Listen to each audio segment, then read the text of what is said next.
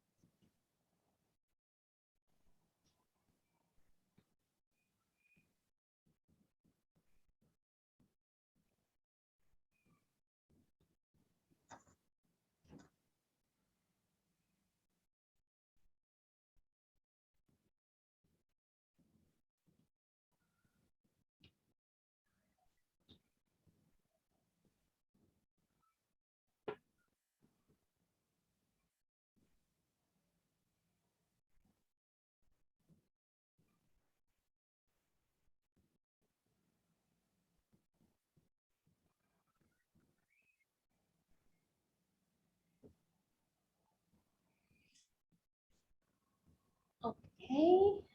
Maybe I will start a bit first and let everyone to join later. And also we have a recording as well. So everyone definitely can join can join it and can see it, can hear it after. Hello everyone. So my name is Mia. Employee Experience Managers at Trimblex, and this is 𝐿𝐄𝐄𝐄𝐓 Global Expert Chat. It's still a long name to me, but somehow I say it like 9 times already. So thank you so much for being here. So today we're honored to have Miss Susan Lucas, the evil HR lady. So yeah, but we say in the post that she's not evil, she's super nice. Okay, trust me. Before we meet her, I would love to introduce a little bit about Trimblex and why we are doing this series. So, Trimblex is the workplace experience provider where you can find like the best of both worlds, the private, branded, and professional office and their service, engaging and flexible workplace. So currently we have 5 existing locations and two upcoming more next year is 𝐿𝐄𝐄𝐄𝐓 and 𝐌𝐄𝐄𝐄𝐓. So here we are focused on a lot in employee experience, so our mission is to bring like a better day at work. So we have a lot of workshop, we have a lot of events around that. So it's a creative workshop, lifestyle sharing, training and development, and well-being care, especially for the future call as well. So in the future call, we really want to help to leverage the core team, especially for the HR team.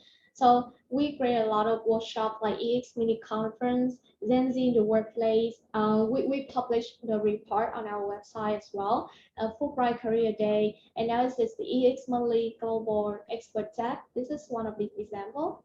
Okay, so today is totally different. Not like the previous episode when when we had the presentations from the expert. Instead, like we will have a shift with this lady to know more about her thought and hear about her sharing.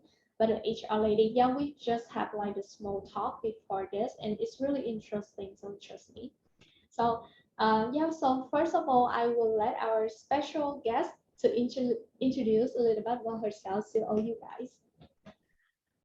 I'm happy to be here. My name is Suzanne Lucas, and I am also known as the evil HR lady. And I have spent a long time in HR. I've been in HR for 22 years. Yikes. Getting old there. Oh my God. And 15 years ago, I launched Evil HR Lady, and my focus there is really to help explain the world of HR and to help support HR people and managers and employees to all be the best that they can be. So that's really my focus, is I want to make business better for everyone. Oh, great. It's also aligned with our mission, a better network. So, yes. So I think the very first questions that I want to ask you, I think other people are curious as well, because you have a very interesting and catchy name, the Evil HR Lady. So, okay, so how about the kindest, what wrong with the kindest, the happiest people in the world? HR. So any specific reason for you to name that? Well, when I started writing my blog, I was working for a big pharmaceutical company, and pharmaceutical companies are very conservative and very nervous about anything like that. So I needed to write under a fake name. And so I thought about what would be a good name. And I thought about how people have their perception of human resources. And I just want you to sit there and think about, if your manager calls you in for a meeting and you walk into her office and sitting there is the HR manager, what immediately goes through your brain? It's not a good thought. Yes. You know that she's not there to tell you, hey, you're doing a great job. And this is the side of HR that people see. They see us when we're discussing problems with them, when we're firing them, when we're saying you need to fill out this paperwork, because nobody likes filling out paperwork, but we don't like it either. Just fill it out and then we'll leave you alone. And so there's a negative attitude about HR. And so that's why I picked the Evil HR Lady, is to kind of represent that negative attitude that people have towards this profession. Okay. So you take the negative name and you turn it into the good things because you're so nice on that. Yes, yes. Okay. I try to be nice. Okay. It's great. Yeah, so during, this is kind of the free talk. So during the discussion, so if you have any topic, if you had any questions that you want to ask Susan, please feel free to put it in the chat or the Q&A sections. I would like live that questions directly to Susan. So yeah, I go through your website, and I was really impressed by the article, like, Dear HR, this is why people hate you. And that's also inspired me to choose the title, like, Dear HR, let's get real for today.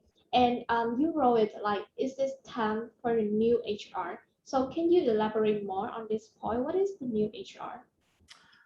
Well, traditionally, HR, I mean, if you go back, and even now in some companies, HR is a bunch of paper pushers who hire and fire, and we do paperwork. And we still hire and fire, and we still do paperwork. But there needs to be a lot more to it. And really, we should be the people experts. And so just like when you have a money question, you go to finance. When you have a people question, you should be coming to HR.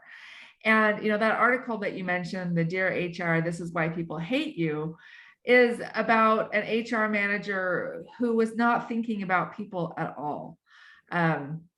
She told an employee that he was scheduled for this day and he couldn't take it off, even though he had an order from a judge to appear in court. And this is the type of thing that some people get so caught up in the rules, because HR people, we're rule followers, we're rule makers, we're rule followers, that we can't see when we need to make an exception. Of course, if a judge is court ordering you to appear in court, your HR manager needs to say, good luck, have a good time. We'll see you when you get back. That's just, it's common sense, but sometimes we get so caught up in the rules, which are we already told you you couldn't have this day off, that we're going to say no to it. And this is where we need to have that mind shift change. We really have, with the pandemic and everybody working from home, suddenly people have realized that all of these rules that businesses have put on them and that HR managers have enforced aren't really so necessary to get the job done. And that is forcing us as a profession to change and to look more people first. And this isn't just to be kind, it's to save the business. If you are not looking for people first, people will not want to work for your company, and then you don't have a company. So it's a really critical thing. And this is a difficult shift, not just for HR people, but for business leaders, to focus on, like, look, if we want employees, we have to treat people right. Yeah, I agree with that. Not because I'm an HR people, but I'm an HR person. Like, yes, but it's kind of biased when I say this. But yeah, it's true. Like, if you really invest in people, like, yes, your company will be a great place to work. And then from that point, like, you will have a lot of things like come forward. So because like we talk about the new HR. So yes, as you always say that, like, HR are being underestimated by other like managers, right? So yeah, I guess we talk about that. So how should we change the mindset, or like how should we change ourselves, like, and where do we start from that? Well, the first thing is going to sound kind of weird, but we have to do the little things right first, because there is no way the CEO is going to listen to you if you can't get the paperwork done correctly. Yes. You may be brilliant at strategy, but if people's insurance claims are not going through, or you didn't file this legal document, or someone's name is wrong in the system, which may not be your fault at all, but everybody thinks it's HR's fault. And so if we can't get these little annoying things that people see done correctly, then we can't do the bigger things. So that's our first step, is that we have to take care of that. The second step is with recruiting. Lots and lots of people, their only contact with human resources is when they're hired and then when they leave. And so one of the problems that we've had in recruiting for years and years and years is recruiters and hiring managers not being kind to job candidates and treating them just like things that they can pluck off of a shelf. Instead of saying, look, this is a human who has expressed interest in our company, let's treat this person well. We may not want to hire you today, but that doesn't mean we won't want to hire you tomorrow.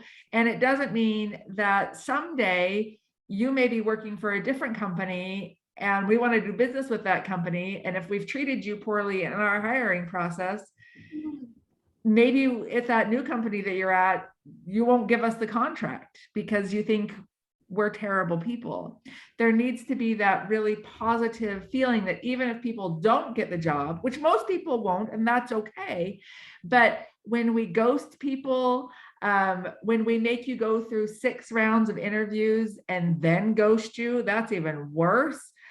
You shouldn't be going through that many rounds of interviews anyway. And this is a global thing that needs to change, because I can be the best recruiter on the planet and treat everybody well, but if none of the other recruiters are doing that, then people still come in with a negative attitude towards HR, even though I'm doing it right. This is something that we need profession-wide to make those changes. So we get the little things done right, then we do the recruiting right, and then we can start working with other managers and with the leadership. If we can't do those two little things right, then we can't do the others. When we're working with other departments, we also need to learn to speak their language. And I'm not talking about English versus Vietnamese, Yes, I understand. which I don't speak any Vietnamese, so I'm grateful you're letting me speak in English. But finance is going to want to speak in terms of money. So if we go and say, we need to implement this training program, they're going to say, what's the return on investment? And if we say, well, I don't know, why should they listen to us? If we say this is going to reduce turnover, they'll say, by how much? And if we say, I don't know, that doesn't do any good for them. We need to speak their language. And typically CEOs and vice presidents and finance people and marketing people all speak in numbers. And we're like, oh, let's talk about employee engagement and how happy people are, but we can't give any numbers. And part of that is frustrating because we're like, look, you can walk around and see that people are happy, but we need to be able to translate that into how does happy help the business? How does that save money? How will this training program save us money in the long run? And if we can do all that, then they will listen to us. The other thing is, you often hear HR people saying, you know, I want a seat at the table. And my thing is bring your own chair and sit down. Just assume that the expert on people needs to be in that meeting. Make them kick you out. If most people won't because they're polite. So, but just be there and say, look, this has to happen. You need to think about your employees. And this is especially something right now where we're seeing a lot of turnover, that businesses are waking up to that like, oh, I need to pay attention to what my employees think. So that is my super secret plan. Okay, but this is really detailed. So we start with get the little things right. So and then we talk about the recruiting, and then we speak their language, and mostly about numbers. Everything Right. is turning into the numbers and about the money. So yeah, but I really want to elaborate more on the recruiting, because like there's one thing I'm curious when you talk about the definitions of talent. So you are the person who really hates the word talent, right? you even say, yeah, you even say that. So HR is time to stop recruiting talent. So Yes. so can you explain more on this? And also instead of talent, so what are you looking for? So the reason why I don't like the word talent is that it implies that this is something that you're born with. Like, oh, you're so talented. And, you know, people will say to me, you're a talented writer. And I say, thank you. But what they should really say is, you're a very skilled writer, because I have spent years and years and years working on this and perfecting this. And, you know, we use the word talent a lot when we talk about music or art, you know, oh, what a talented artist. And that makes it sound like this person was just born with a paintbrush in their hand. No, there's all of this training and development that goes on. And so when in HR, we talk about talent, especially when we talk about recruiting talent, it's like this idea that we should just go out and find someone that was born to do accounting, or, you know, just a born chemist. Nobody is. What you want is someone with skills. And the other thing is talents, you are born with them, and you can choose to develop them or not to develop them, but you don't get new talents. Skills, anybody can get, you know, so you may not be naturally talented at chemistry, but if you worked at it, you could be a good chemist. You can make that choice. And so when we're hiring, we don't necessarily want the person who is most talented, because talent doesn't mean that they have the skills. It doesn't mean they have the work ethic. It just means that they have a natural ability for it. We want someone who is skilled, someone that will work hard. And this is also something that we can flip on ourselves, because oftentimes people say, oh, I don't have any talent for that. Okay, but if you want to do it, learn how to do it. Take a class. We live in this magical age where you can find online a class for anything. And sometimes they cost money, sometimes they are free. But if you want to do anything, you can learn how to do it sitting at home in your pajamas. You know, you can learn that. This is something that no other generation has ever had before. You know, if in the olden times, if you wanted to be a blacksmith and your dad wasn't a blacksmith, you're not going to be able to do it, or whatever, because you needed to know people. Now, if you want to learn how to do something, it's available to you right now. And so we can shift that mindset from, oh, I don't have any talent, to this is a skill that I can develop. You know, if I wanted to be a really good piano player, I could start taking lessons, I could practice, or I could sit here and say, oh, I wish I was talented. That doesn't do any good. So this is why I don't like the word talent. I want to talk about skills instead of talent. Great point. So how about like company? Why, like, if they're really looking at the talent, so instead of talent, so what they should looking for? I mean, like the potentials one, or like they will recruit and train them? Yeah, potential and that ability to be trained. This is something that companies often want to hire someone who has all of the skills and everything needed to do this job perfectly from day one, but that's really hard to find. And instead, if we say, okay, what we want is someone that can learn to do this job with a little bit of help. And when you change your viewpoint to that, suddenly you have a lot more job candidates available to you.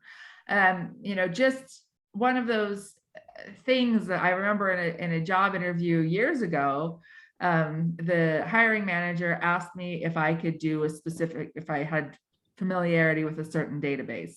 And I didn't. I had heard of it before. But what I said is, that's a relational database. I've worked with relational databases before. I'm sure I can learn it. And he hired me, and the first thing he did was send me to classes to learn how to use this database. Yes, it cost him some money to train me, and I was out of the office for a week. But in a week, I could do the job because I had had some experience with other relational databases. And this one I was able to learn. He could have held out for another 6 months to find someone that could do that specific database. But instead, he said, look, here's someone that has all of the other skills that we need. She's missing this one thing. I can train that. And we can do that. We can say, okay, look, I only need a candidate that meets 75% of the qualifications, and I can train in everything else. And one of the things that you hear people say often is that you can train in skills, but not attitude. And so if someone comes to you with the idea of, yes, I'm really excited to be here, I really want to work for your company, I really like this, and I'm going to be a positive attitude, then that is something that is a great thing that you should latch onto and teach them the skills later. Anybody can learn to do anything if they want to. Yes, I agree with that. And yes, what you talk about, like what is the skill that we are liking, and what should we transform it? And yeah, it's quite like the performance review sections, right? When people sit and then we talk about that. Yes, I think we have some questions here. So okay, it's really interesting questions. Like, hi Susan, is interview a liar? between the candidate and the HR. Like candidate tell lies to be recruited, and the HR tell lies about a company. This happens so much and it drives me crazy because especially companies will lie about the job and they'll say, oh, we have flexibility. And then the person starts and there is no flexibility in the company. We're seeing a lot of this post-COVID, if I can say post-COVID. I hope we are, but we're not anyway. Where businesses are advertising positions as a work from home position, but then when people get hired, they find out that it's only work from home until COVID restrictions are lifted. And then what you get is employees that are not happy. Just be honest. There are lots of people that like to work in the office. So just say this job is in the office. Yes, you'll have fewer candidates, but the candidates that you do get will be people that want the job. Honesty is so important for that. I once had a job interview where the hiring manager was like, look, here's the deal. My boss is a nightmare. She screams. She is demanding. She said, I will do everything to try to protect you from her, but you need to know coming into this, working with this woman will not be easy. She said, we will pay you a lot of money because working with her is really difficult, but this is what you have to know. And you know what? I took that job because I wanted the money and I wanted the opportunity. And they did pay me very well. But I didn't go into it thinking this is going to be super easy. I went into it knowing that working with this woman was going to be difficult. Now, I did get really lucky because after I had been there for 3 months, the horrible boss got fired. So I had my good salary and then I had a good boss. That worked out really well. But I would have been okay with it even if she hadn't been, because my boss was upfront with me in the beginning. This is going to be a hard job. This is why it's going to be hard, but your salary is going to reflect that. Do that. Be honest. If it is a 70-hour work week, let people know. That way you get the people that are willing to do this. Now, on the other side, we have problems with candidates who lie. And that is partially because we expect perfection in candidates. I don't know why we think that people should never make mistakes and never take a job that's not a good fit for them and never get laid off or never have a bad day. This is this huge demand we make on people. And so what we get is people lying. I was just reading this morning about somebody who made up a job on their resume because they were in prison. And so just made up a job for that time period. Nobody checked, was hired, worked there for 3 years, and then somehow they found out. And then he got fired. And he was like, this is really unfair. Well, no, it's not unfair because you lied on your CV. That's something you get fired for. But the reality is if he had been honest and said, well, I was in prison, but here are my skills, they never would have hired him. And so on the one hand, we say, be honest, be honest, be honest. But if you are honest, then we won't hire you. You know, if we say to people, so tell me why you're looking to leave. And if you leave your current job. And if the person says, oh, because my manager is horrible, then we say, I don't want that negative person working for me. You know what? There are horrible managers. So instead, the person lies and says, I'm just looking for new growth and opportunities. And I really feel like, your business. Whereas if they were honest and said, my manager is horrible, then you could say, what made your manager a horrible person? And so if the response then is, oh my gosh, she was always yelling at me because I never got my stuff in on time.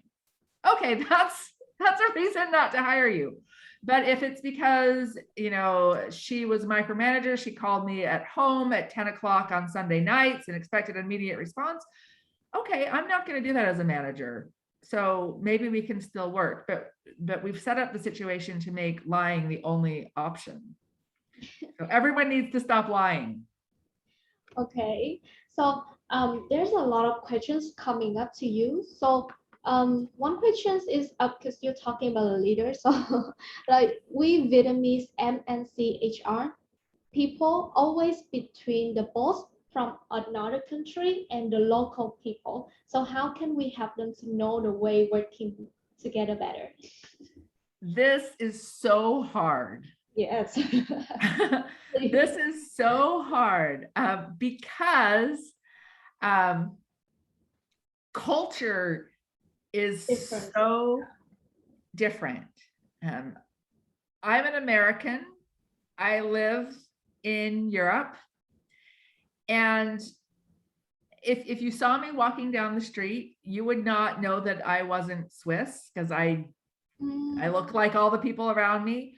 But my culture is so different. And your culture is different than my culture. And so when you're dealing with these multinational corporations, you have somebody sitting in an office somewhere, whether it's Singapore or Hong Kong or New York or Rome, somebody is sitting there and they're writing policies. And then they say to you in Vietnam, please implement this policy. And you go, no, my people won't do that. And they're like, but that's the policy. And some things are important, like no sexual harassment. Okay, that's, we don't get to say, oh, well, in our culture, it's okay. No, it's not okay. We're not going to do that in this company. But a lot of things are really culturally dependent. One thing that the Swiss do is they take a break at 10 o'clock in the morning where they have a snack. They have their coffee and a bread and cheese or whatever at 10 o'clock. And this is like sacred time to them. And I was in a new position and I was like, this is ridiculous. We don't need this anymore. And you would have thought that I had said, we're going to start killing people. Like people were like, what on earth are you talking about? We have to have this because that's their culture. And for me as an American, I was like, this is a ridiculous waste of time. Why are we all doing this? You can go from breakfast to lunch without a snack, right? But no, they can't. It's their culture. And so when you're dealing with that multinational corporation, you need to sit down and decide what is culture and what is necessary. So like I said, sexual harassment, that's not allowable. But cultures are going to approach that differently. And what sexual harassment is going to be considered very different from culture to culture.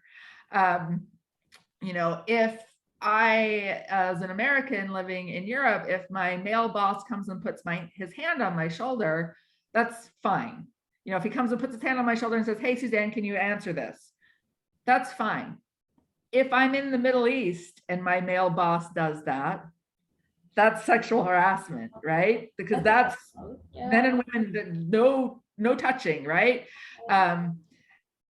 And so you'll need to make some adjustments from place to place. And it requires you speaking up. Now, will they listen to you? Maybe, maybe not. But if you can sit down and say, look, this is what the problem is. This is why we're having difficulty here. Just within European cultures, the Swiss are on time for everything. Like, this drives me crazy because I'm an American and we're late for everything. So if I invite a Swiss person to my house for dinner and I say, please come at 7, they will be at my door at 6:45 every time. And I know they're going to do this and I'm still not ready for it. But my parents used to live in Portugal, and there, if you invite someone for dinner at 7 o'clock, they will show up at 7:30, 7:45, because that's their culture there. Oh, really? Is that normal? Yes. Okay. Surprise. So those are the types of things that you need to deal with it. So we need to have meetings that start at a specific time. Mm. Okay, so it may be the Portuguese culture that everybody comes in whenever, but we, from a corporate standpoint, we can't have the rest of the world sitting around waiting for the Portuguese to show up. So that's something that I don't care what your culture is, for the good of the company, everyone needs to be there. But on the other hand, don't schedule a meeting with the Swiss people at 10 o'clock because that's when they're having their snack. Oh my And God, they don't want to come. Okay. It's very funny. They're very into it. And you laugh because it's not your culture. It's not my culture. It's hilarious to me. It's hilarious to you. It's not hilarious to them. Let me tell you, it's not. And so you just need to break out, well, what's important, what's not important. Mm. All right. So when we have our Zoom meeting, everybody can bring their roll and their coffee to the Zoom meeting so we can have one at 10 o'clock.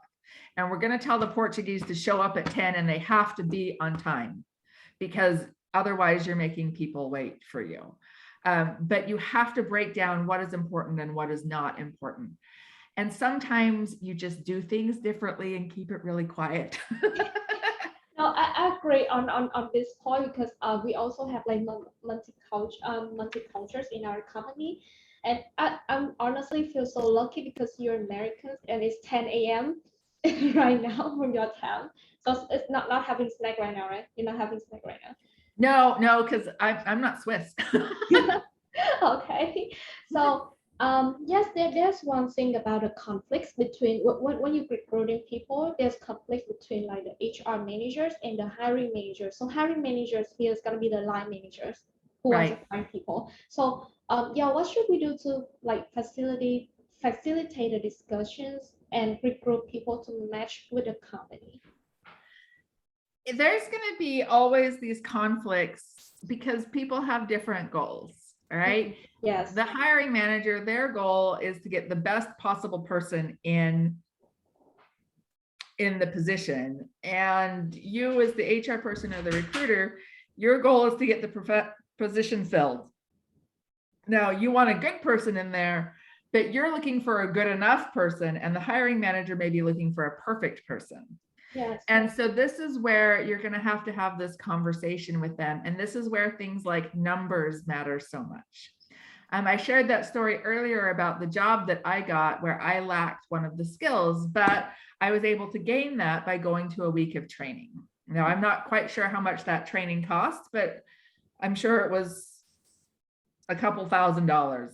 I don't know. I mean, I was in a big class. I don't know. It was training, right? But you have to ask the hiring manager, okay, should we pay some money to have this person trained? Or should we leave the position vacant for 6 months? And how much money is that going to cost us? So when we have this position vacant, then the 3 other people in the department are now working overtime.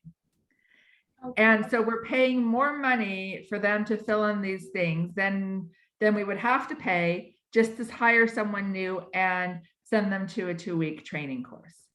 And the other question is, if we find someone that has this skill, they're probably going to want a higher salary than what we can offer.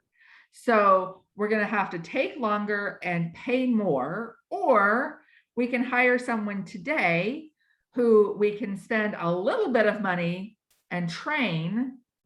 And then we have someone with these skills. I like to say we can build our own unicorns. We don't need something special and magical. We just say, look, this person has some skills in the area. They have the desire to learn. And this can be a conversation that you have with a hiring manager. Another problem that hiring managers often have is that most hiring managers don't hire a lot.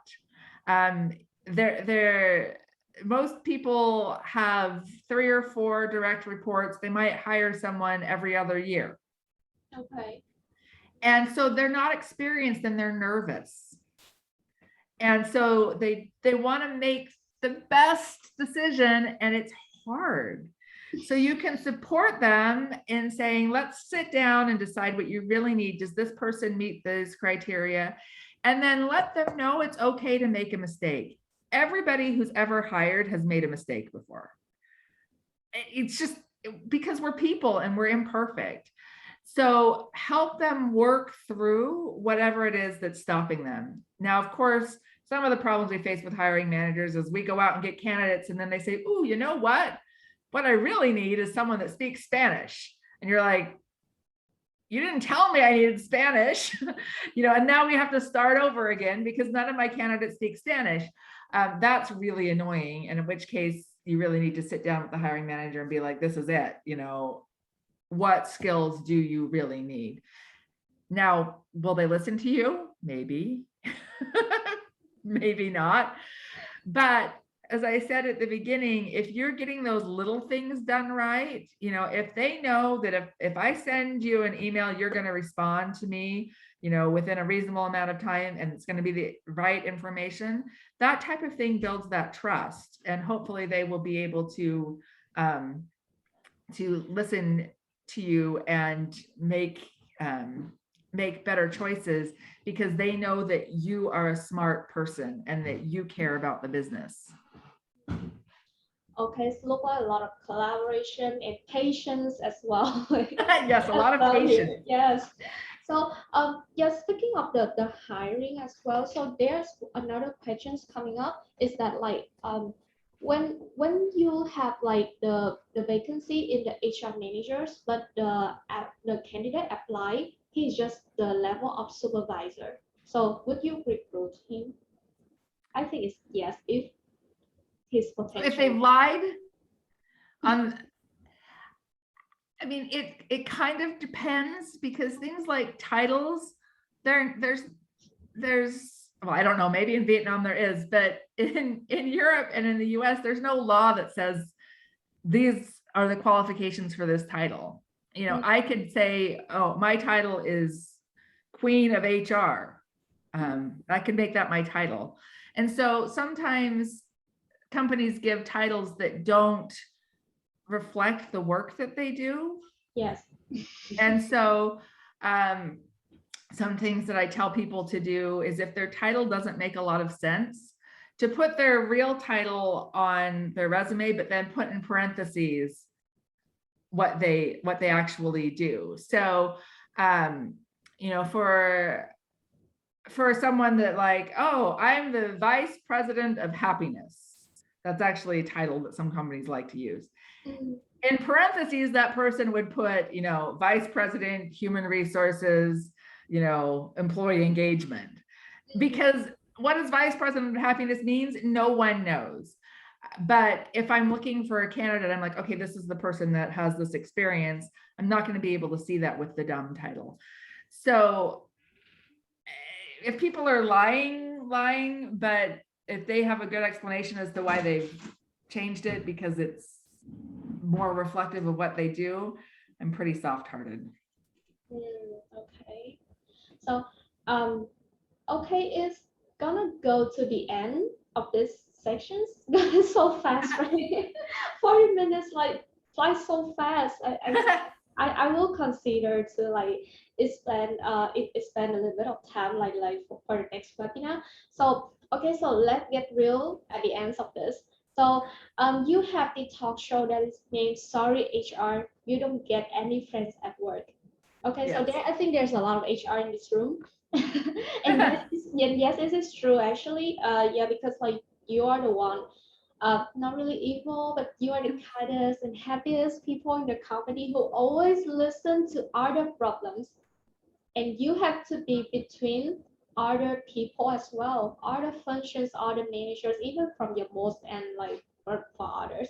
So what should we do? And what is the better mindset on that? Sure, we don't have any friends at work. Well, we want to always be friendly. But the reason why I say you don't get any friends at work is because, if let's say you and I are best friends and we go shopping together, we go on vacation together, we're really good friends, right? And you have an employee that you are treating terribly and you're mean and horrible to this person. That employee is never going to come to me and say, hey, I need help because Mia is being a terrible boss, because she knows that we're best friends, right? Yes. And so what's she going to do? She's going to quit. And the next person is going to quit. And the next person is going to quit. And the next person is going to quit. And I'm never going to know what the problem is because they're not telling me, because they know that I'll take your side. And you could say, well, I'm an honest HR manager. I would not take my best friend's side. I would listen. It doesn't matter whether you're honest or not, and whether you're good or not. People will assume that you will. And we understand this when it comes to romantic relationships. And we always say, you know, you can't date someone in your department. You can't date someone that you manage. But friendship can be just as strong as a romantic relationship. And so what we really need to do is be friendly to everybody. That doesn't mean that you have to sit by yourself in the corner and not eat lunch with people. But if you eat lunch every day with the same people, then people are like, oh, those are her friends. Those are the people that get special things. And we can't have that. We need to have HR being a place where people can trust and can come to you.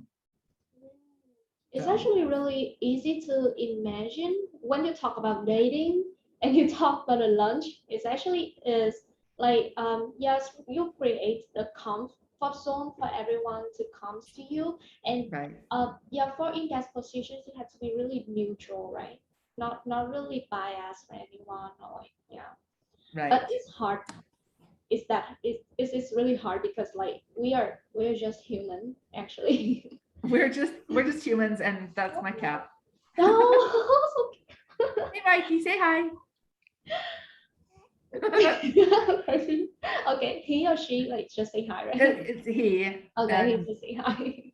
Yeah, he says hi. Okay, it's now you're still working from home, right? Or like hybrid? I always work from home, so yeah. Wow, privilege. It is. Okay, so yeah, it actually comes to the end already. So yeah, we're running out of time. So if anyone have any questions, so Susan, so you can directly to me and I will ask her. Yeah. So thank you so much for being here today, Susan. Thank you so much for this. You're welcome. It was fun. Sorry about my cat tail. No, that's so cute. I like cats. I think everyone likes cats as well. Yes, that's the best part of working from home.